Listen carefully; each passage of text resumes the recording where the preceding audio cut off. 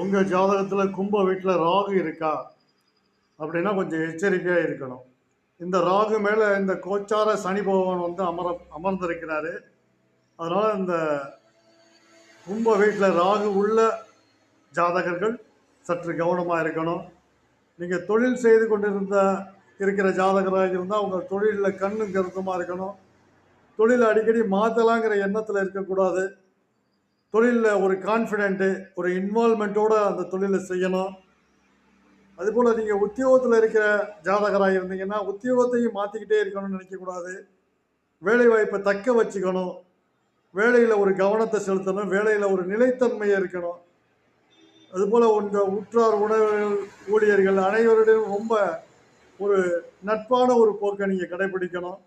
இந்த காலகட்டம் 2.5 ஆண்டு காலகட்டம் உங்களுடைய தொழில் உத்தியோகத்தில் எச்சரிக்கையும் கவனமாகவும் இருக்கணும்.